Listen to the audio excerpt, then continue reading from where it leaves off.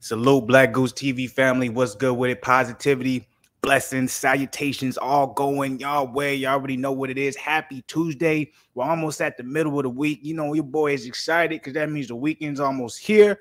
But with that being said, I got some unfortunate news when it comes to the boxing community. We had a couple big fights coming up this particular weekend. We have Buatsi versus Craig Richards. We got David Lemieux versus David Benavidez. And then also we were able to add to that Tevin Farmer versus Mickey Bay. Now, I know a lot of you guys probably weren't even aware Tevin Farmer and Mickey Bay were fighting this weekend. I don't blame you. It was more on the lower level scale when it came to the promotion side of the game.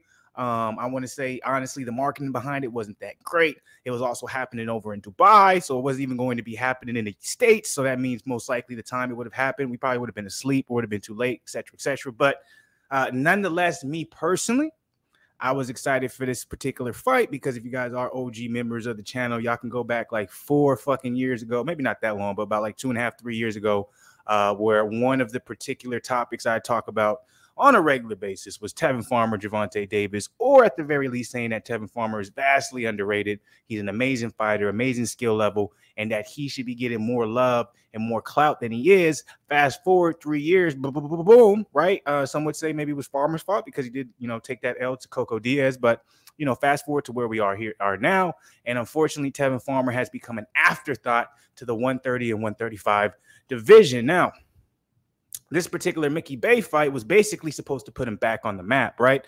He was supposed to come in here, show that he hasn't lost a step, show that he's still at the peak level of his performance, peak level at his career, peak level of his game, really impress the people, even though Mickey Bay is also coming out of a 2-year layoff or so. Like both of them, it would have been fairly even in reference to ring rust, right?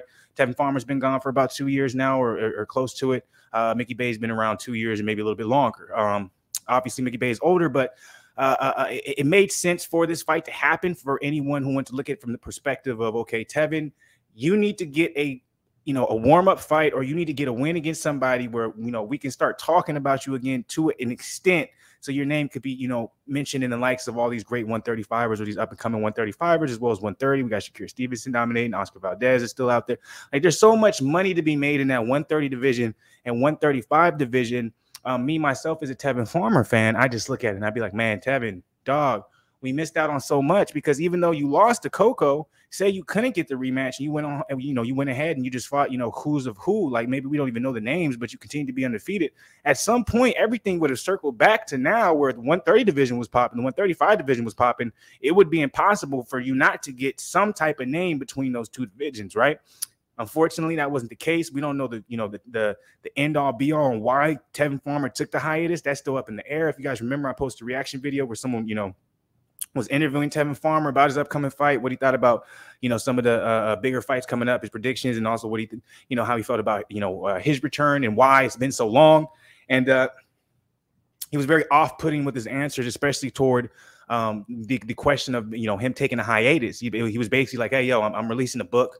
When I release the book, you guys can find out then, but I'm not going to tell you anything. Just know, or he alluded to the fact that he got fucked over to an extent where the way shit happened shouldn't have happened. And he's not necessarily talking about the win. That's not what I got, but I think it was more so bad business. I think more so no one expected him to lose. And with him losing, he probably got thrown under the bus. That's what I'm thinking. You know what I'm saying? That's me speculating allegedly, right? I don't know the truth to it, but I was excited for this fight, man. I'm a big Tevin Farmer fan, so I personally was excited for it. Maybe you guys were. I know most of the boxing community probably wasn't. This has not been covered really at all when it comes to the boxing community. No one's really talked about it, but I have. God damn it. And that's why we're a different type of boxing channel. So I did want to let anybody who cared, anybody who may be like me and is a very big Tevin Farmer fan who was excited for this fight, this has been postponed. The same reason why Floyd Mayweather versus Don Moore's exhibition last week, this past weekend, got postponed because of death of the Saudi Arabia president of the UAE. Now, what I want to do, I'm not going to really read through this article. I just want to see if they have a suspected replacement date for this particular fight. So on behalf of the organized Bigger Than Life Sports, Tevin Farmer, Mickey Bay Brothers Promotions, I'm going to give our condolences to all the people of Dubai on the passing of their great leader.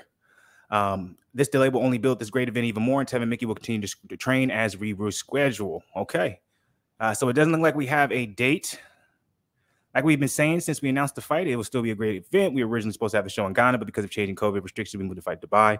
The people of Dubai have been terrific to work with, and it's heartbreaking for the people of this country to mourn the loss of a leader. So I did want to say this.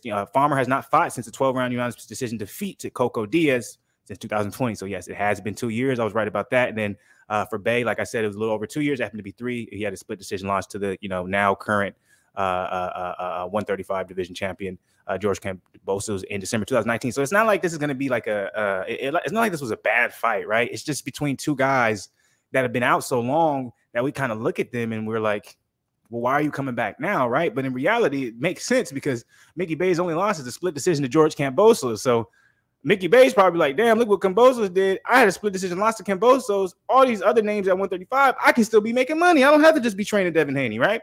And then Tevin Farmer probably saw the same thing. He was like, yo, I lost a unanimous decision against Coco Diaz. Obviously, he lost bad to Devin Haney, but even at the same time, I think there was just some personal behind-the-scenes things going on, management, etc. He's coming out with a tell-all book on it, so obviously there was a lot of shit going on where he felt like he could profit off of it. This would probably have been a better fight than we thought. We don't have a new date, which is unfortunate. I'm still trying to figure out why in Saudi Arabia, like why not in the States?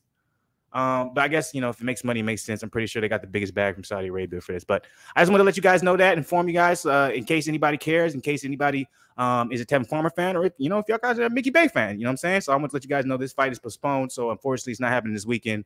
Stay tuned for a new date, unfortunately. And Tevin Farmer, I'm sorry, brother. Like, damn, I know you like this is some bullshit. Because at least on Mickey Bay's side, he chose not to fight after that loss to Kambosos. He's like, I'm hanging up the gloves, right? Tevin Farmer, and from my perspective on the outside looking in, I don't think he chose to be like, I don't want to fight for 2 years, but we'll see. I might be wrong about that. That's just me being going off of speculation. But appreciate y'all. Love y'all, man. If y'all watch this video, hit the like button, like, subscribe to the motherfucking channel. Be part of the BlakGooseTV family, man. Go ahead, spread the love, positivity as always, and stay up, stay blessed, stay willing, and stay humble. As always, I'll be back on the Arnold Schwarzenegger side of the